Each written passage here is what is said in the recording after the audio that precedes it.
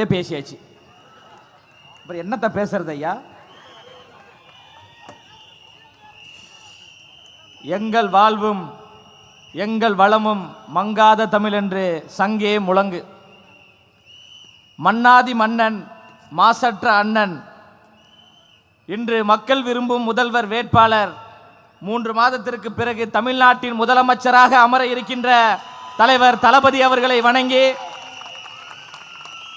கழகத்தின் பொதுச் செயலாளர் பாசத்திற்குரிய ஐயா என் ஆனந்த அவர்களை வணங்கி, ஆற்றல் வாய்ந்த செயல் வீரர் தளபதி அவர்களுடைய உள்ளத்திலும் பொதுச் செயலாளர் அவருடைய உள்ளத்திலும் இடம் பிடித்தவர், கோவை மாவட்டம் முழுவதும் மக்களுடைய இல்லத்திலும் இடம் பிடித்த கோவை மாநகர் மாவட்ட செயலாளர்.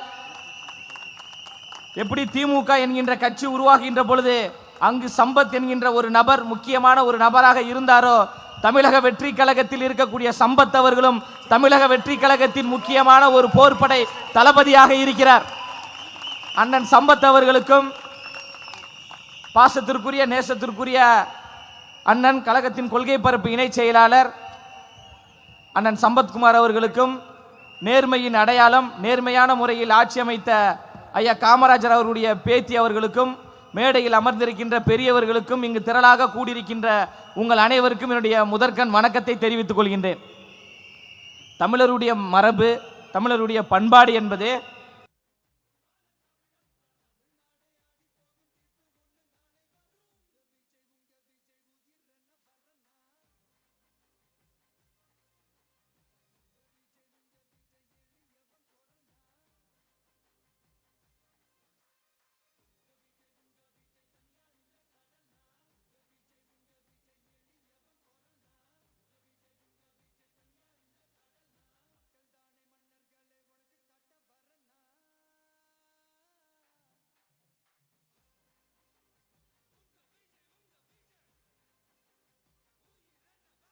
எல்லாம் மிக சிறப்பாக பேசினாங்க.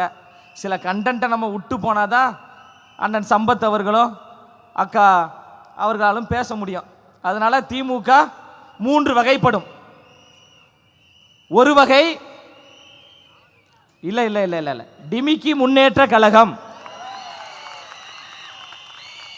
2வது வகை டுபாக்கூர் முன்னேற்ற கழகம். 3வது வகை தான் நீ சொன்ன திருட்டு முன்னேற்ற கழகம். அதன் பிறகு இந்த உள் வகைன்னு ஒன்று சொல்லுவாங்களே, வகைப்படும் உள் வகைப்படும். திமுக உள்வகை 3 வகைப்படும். திமுக என்றால் திருட்டு, திமுக என்றால் இருட்டு, திமுக என்றால் உருட்டு. 3 மாதத்திற்கு பிறகு திமுக என்றால் விரட்டு. மக்களாகிய நீங்கள் தீய சக்தியாக இருக்கக்கூடிய திமுகவை தூய சக்தி தாவேக விரட்டும். தமிழ்நாட்டில் இருமுனை போட்டி, அதில் எந்த மாற்று கருத்தும் கிடையாது. உங்களுக்கே இப்போ குழம்பும். ஒரு முனை தாவேக, இன்னொரு முறை என்ன திமுகன்னு சொல்லுங்கப்பா. திமுக கிடையாது, புதுசா ஒன்று சொல்றேன் கேளுங்க. ஒரு முனை தாவேகா, இன்னொரு முனை அதிமுக பார்ட் 2. எப்படி தெரியுமான? இப்ப பாருங்க, இங்க ஒருத்தர் இருக்காருல செந்தில் பாலாஜி, எங்க இருந்து வந்தாரு? நம்ம ஏவா வேலு அமைச்சர் இருக்கார்ல, அவர் எங்க இருந்து வந்தாரு? நம்ம அமைச்சர் அனிதா ராதாகிருஷ்ணன் இருக்கார்ல, அவர் எங்க இருந்து வந்தாரு? அமைச்சர் ரகுபதி இருக்கார்ல, அவர் எங்க இருந்து வந்தாரு? அமைச்சர் சேகர் பாபு, அவர் எங்க இருந்து வந்தாரு? நம்ம ராஜகண்ணப்பன் அமைச்சர், அவர் எங்க இருந்து வந்தாரு? KKSSR ஒருத்தர் அமைச்சர் இருக்கார்ல, அவர் எங்க இருந்து வந்தாரு? இப்ப வைத்தியலிங்கன் ஒருத்தர் போயிருக்காரு, எங்க இருந்து போயிருக்காரு? அப்புறம் நேர்மையின் அடையாளம், அந்த அந்த முதுகு வந்து இருக்கா இல்லையானே தெரியாது, நம்ம ஓபிஎஸ், அவர் எங்க இருந்து போயிருக்காரு? மனோஜ் பாண்டியன் ஒருத்தர் இருக்கிறார்ல, அவர் எங்க இருந்து போயிருக்கிறாரு? அப்போ இங்க போட்டி யாருக்கெல்லாம்? தாவேகாவிற்கும் அதிமுக பார்ட் 2 கட்சிக்கும் இடையே தான் போட்டியே. அதில் வெல்ல போறது தமிழக வெற்றி கழகம் தான். தமிழ்நாட்டில் மிகப்பெரிய ஆட்சி மாற்றத்தை ஏற்படுத்தக்கூடிய ஒரு தலைவராக அண்ணன் விஜய் அவர்கள் இருக்கிறாங்க. திமுக என்கின்ற மூன்றெழுத்தை விஜய் என்கின்ற மூன்றெழுத்து வீழ்த்தும். திமுக என்கின்ற மூன்றெழுத்தை தாவேகா என்கின்ற மூன்றெழுத்து வீழ்த்தும். திமுக என்கின்ற மூன்றெழுத்தை விசில் என்கின்ற மூன்றெழுத்து வீழ்த்தும். விசிலுக்கு தடை, எங்க பார்த்தாலும் தடை. மாநகராட்சி ஊழியர்கள் விசில் ஊதக்கூடாது, சேப்பாக்கம் ஸ்டேடியத்துக்குள்ள விசில் ஊதக்கூடாது.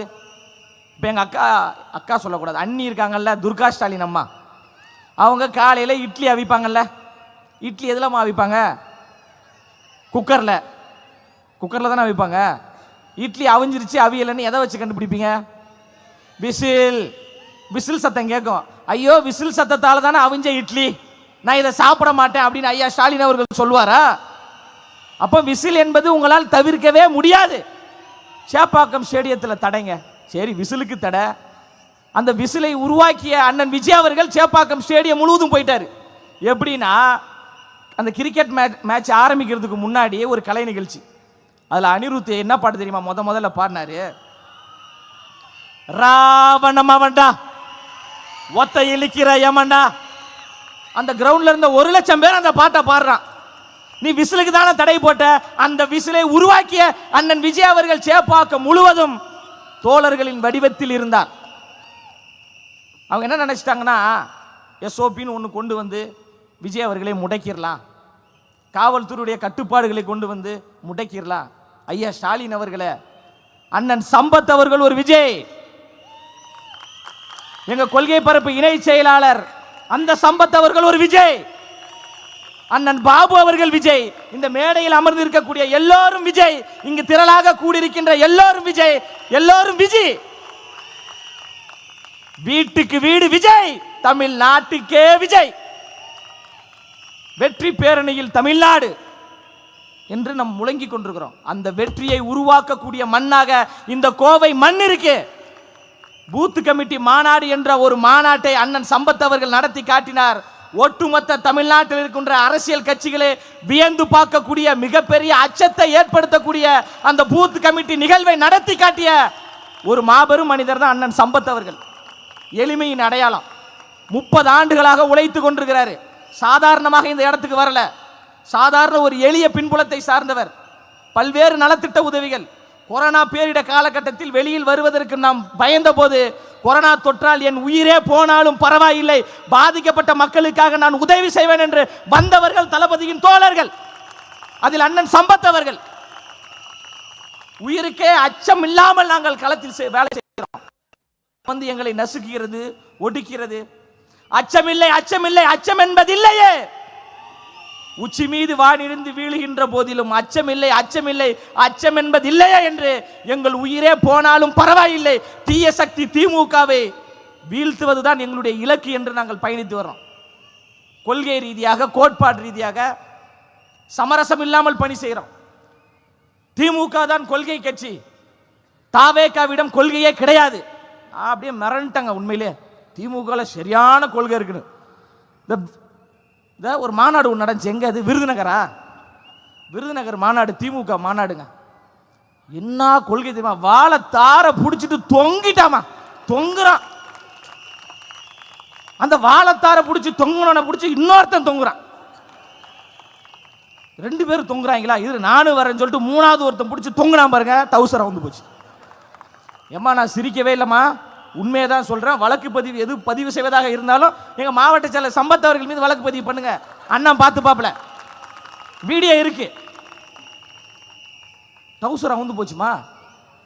கனவிதுதான் நிஜமிதுதான் உலகினிலே என்னை யார் வெல்லுவார், என்னை யார் வெல்லுவார்.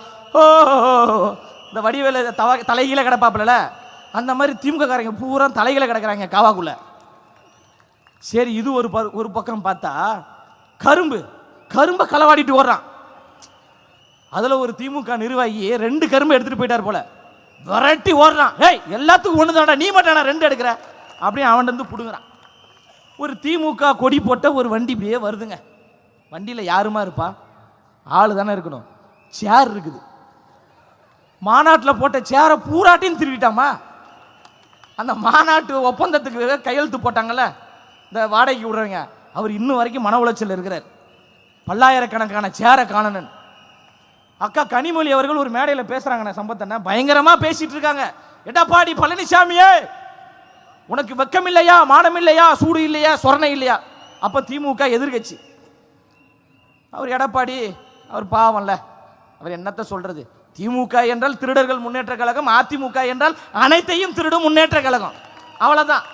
அது ஒரு பெரிய அடிமை. இப்போ யார் ஆட்சியில் இருக்கா? ஐயா ஸ்டாலின் அவர்கள் இருக்கிறாங்க. இப்போ அக்கா கனிமொழி அவர்களுக்கு தளபதியின் தம்பி சம்பத்தின் அவர் வாயிலாக கேட்கிறேன், நான் கேட்டால் கேஸ் போட்டுருவாங்க. அக்கா கனிமொழி அவர்களே, வெக்கம் இல்லையா, மானம் இல்லையா, சூடு இல்லையா, சொரணை இல்லையா? உங்களுடைய ஆட்சி தானே நடக்குது. இந்தியாவிலேயே தமிழ்நாட்டில் தானே அதிக விதவைகள் இருக்கிறாங்க. அக்கா கனிமொழி அவர்களே, உங்கள் அண்ணன் ஸ்டாலின் அவர்களிடம் சொல்லி அந்த மதுவிலக்கை கொண்டு வரலாமா இல்லையா? இப்ப பேசுவாங்களா அக்கா? மகளிருக்கு மாநாடு என்று ஒரு மாநாடு நடத்துறாங்க. ஆனா எங்களுடைய கட்சியின் அஞ்சலை அம்மாளாக இருக்கக்கூடிய, எங்கள் கட்சியின் வேலுமங்கை வீரன் ஆட்சியாளாக இருக்கக்கூடிய, எங்க கட்சியின் பெண் நிர்வாகியை குறித்து அயோக்கியத்தனமாக பேசிய ஒரு கேடுகட்ட புறம்போக்கு சிவாஜி கிருஷ்ணமூர்த்தி என்கின்ற நபரின் மீது திமுக நடவடிக்கை எடுத்ததா பேசுறீங்க? பெண் விடுதலை இல்லை என்றால் மண் விடுதலை இல்லை, பெண் விடுதலை இல்லை என்றால் புடலங்கா விடுதலை இல்லை என்று வாய்க்கிலேயே பேசக்கூடிய திமுக, ஐயா ஸ்டாலின் அவர்களே, நான் எல்லோருக்கும் அப்பா, என்ன அப்பான்னு கூப்பிடுங்கன்னு சொல்ற ஐயா ஸ்டாலின் அவர்களே, நீங்க அப்பா என்றால் இங்க இருக்கக்கூடிய தாய்மார்கள்லாம் யாரு? உங்களுடைய பெண் பிள்ளைகள். உங்களுடைய பெண் பிள்ளைகளை குறித்து ஒரு கேடுகட்ட அயோக்கியன் ஆபாசமாக உங்களுடைய மேடையில் பேசுகிறான் என்றால் வெக்கம், மானம், சூடு, சொரணை முதலமைச்சருக்கு இருந்திருந்தால் இந்நேரம் அந்த நபரை கட்சியில் இருந்து நீக்கி இருக்கணுமா கூடாதா? நீங்க அப்பாலாம் கிடையாது, எங்களை ஏமாற்றி கொண்டிருக்கின்ற எம்டி டப்பா. யாரை ஏமாத்திட்டு இருக்கீங்க நீங்க? கொள்கை ரீதியா பேசுங்க, கோட்பாடு ரீதியா பேசுங்க, பதில் சொல்வதற்கு நாங்கள் தயாராக இருக்கிறோம். தனி மனிதர்கள் குறித்து பேசுறாங்களாம். ஐயா ஸ்டாலின் அவர்களுடைய தனி மனித வாழ்க்கையை குறித்து பேசணும் என்றால் வீட்டை விட்டு வெளியிலே வர முடியாது அவரால்.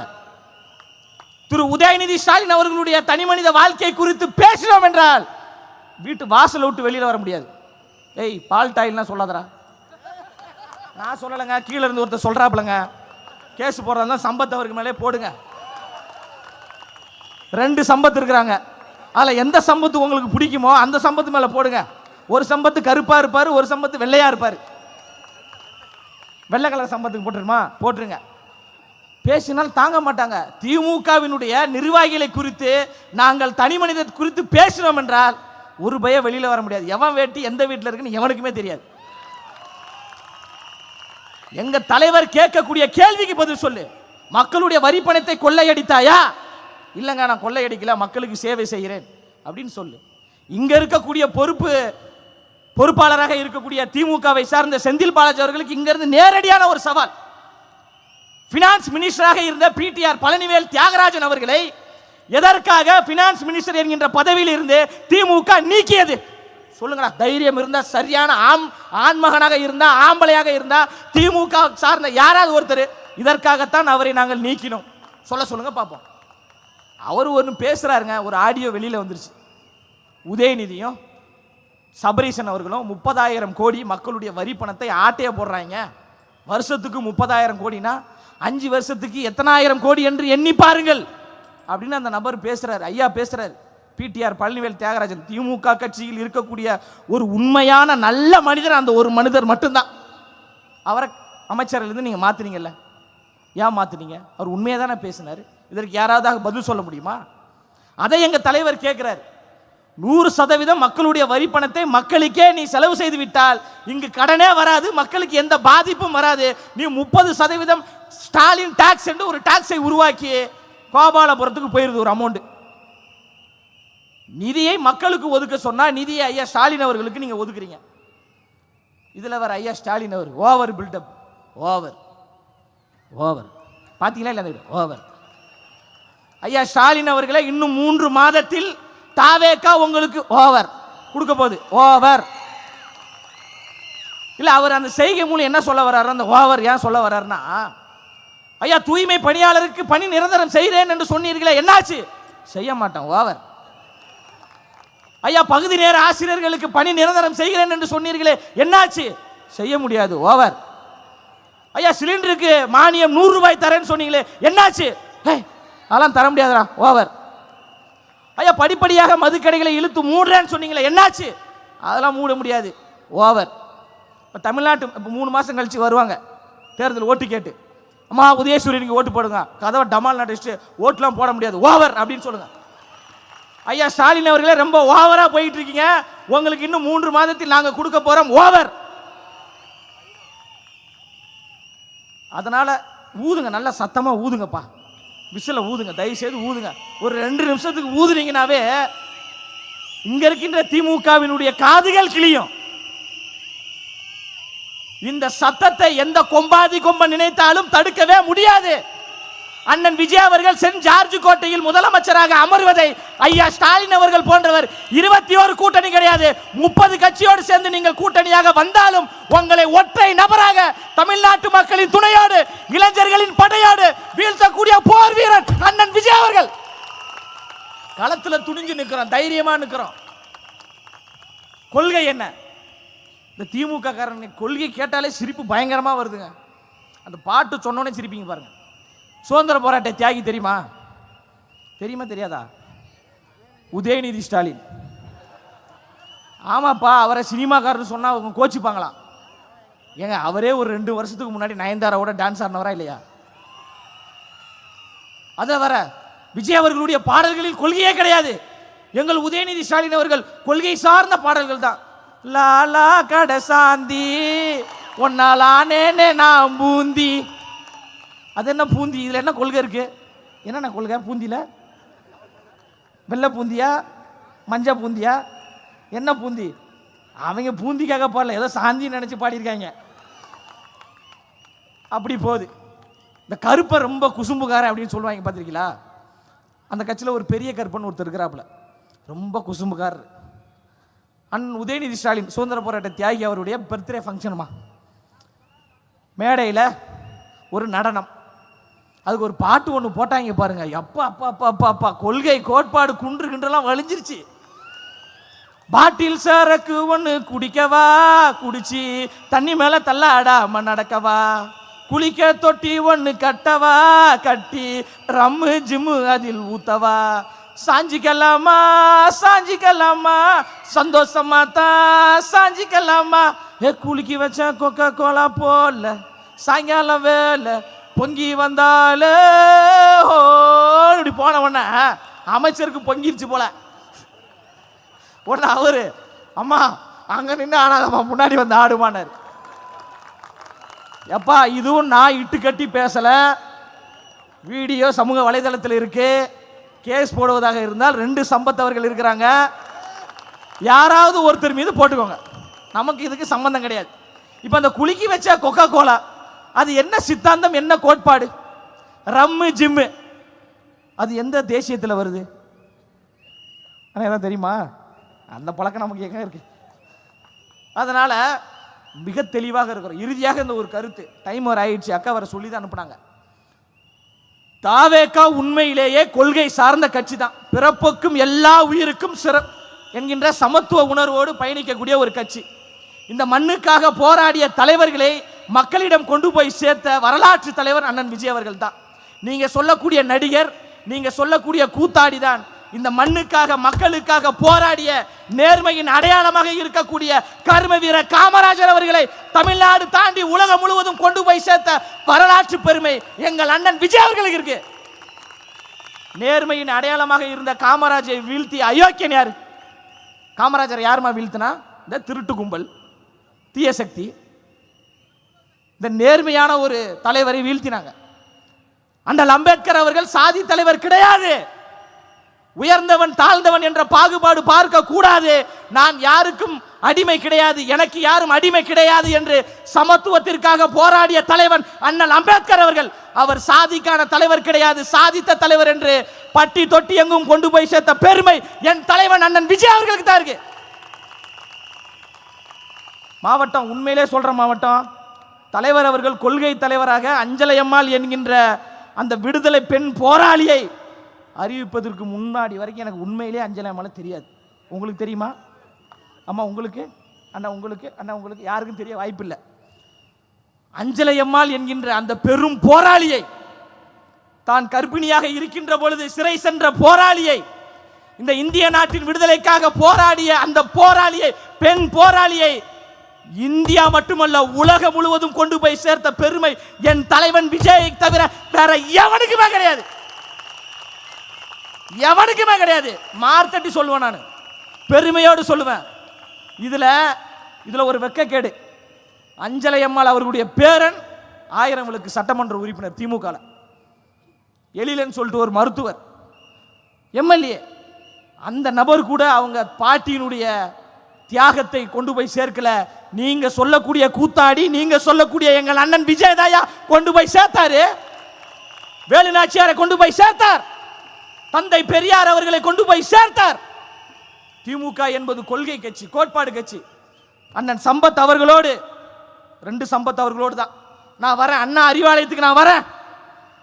அண்ணா போலாம், நாளைக்கு போலாம். அண்ணா அறிவாலயத்தில் அண்ணல் அம்பேத்கருக்கும் தந்தை பெரியார் அவர்களுக்கும் சிலை இருந்தால் நான் பேசுறதை நிறுத்திறேன். திமுக கட்சியை சார்ந்தவனுக்கு சூடு சொரணை இருக்கக்கூடிய ஆட்கள் எங்களோடு வாங்க. நானும் அண்ணன் சம்பத் அவர்களோடும் பனையூர் அலுவலகத்திற்கு உங்களை அழைத்து செல்கிறோம். பனையூர் அலுவலகத்தின் கதவு திறக்கப்படும். அங்கே அண்ணல் அம்பேத்கருக்கும் தந்தை பெரியாருக்கும் சிலை இருக்கும்.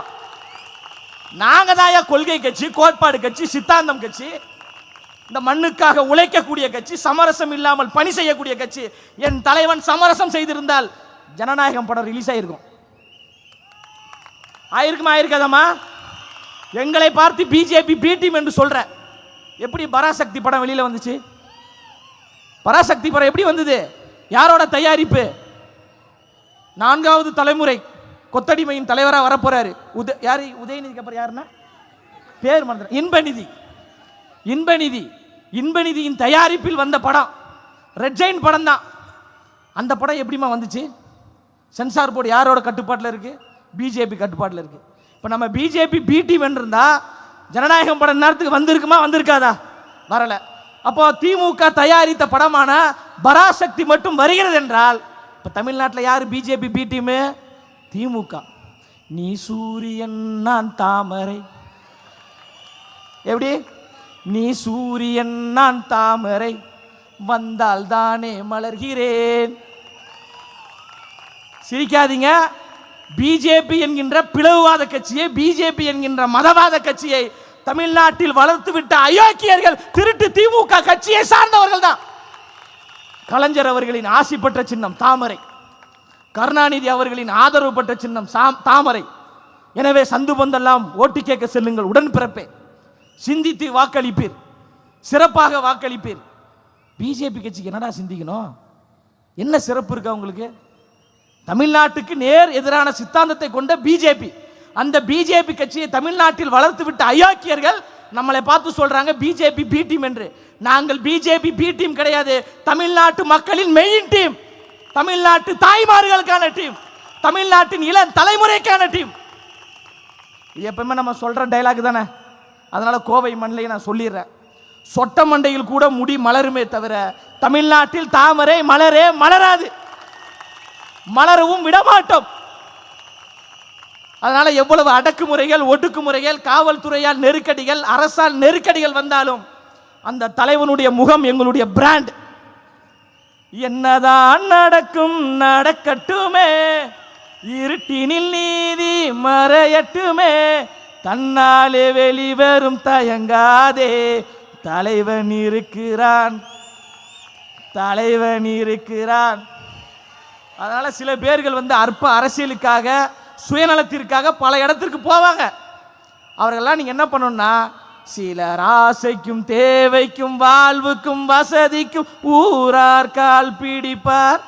ஒரு மானம் இல்லை அதில் ஈனம் இல்லை, அவர் எப்போதும் வால் பிடிப்பார்.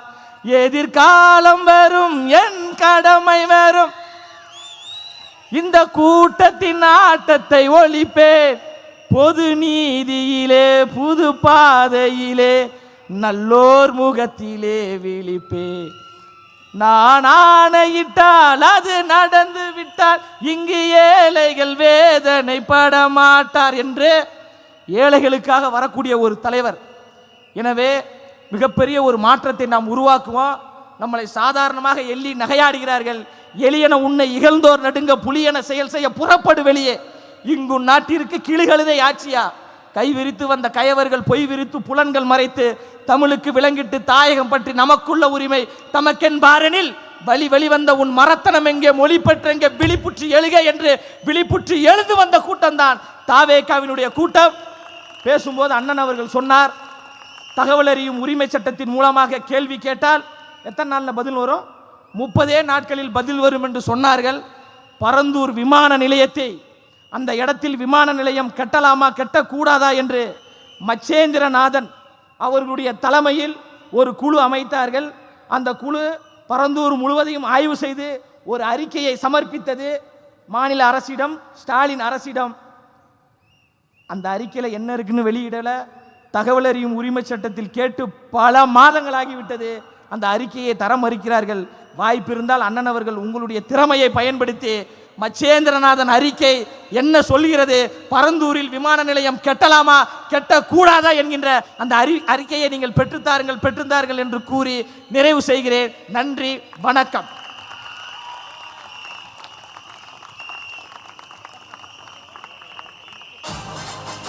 ஆளும் கட்சியான திமுகவை தாக்கி பேசிய அண்ணன் லோயலாமணி அவர்களுக்கு நினைவு பரிசு வழங்க நமது மாநகர் மாவட்ட மகளிர் அணி நிர்வாகிகளை அன்புடன் அழைக்கிறோம். திருமதி ரக்ஷனா அவர்கள் அண்ணன் லோயலாமணி அவர்களுக்கு சிறப்பு செய்கிறார்.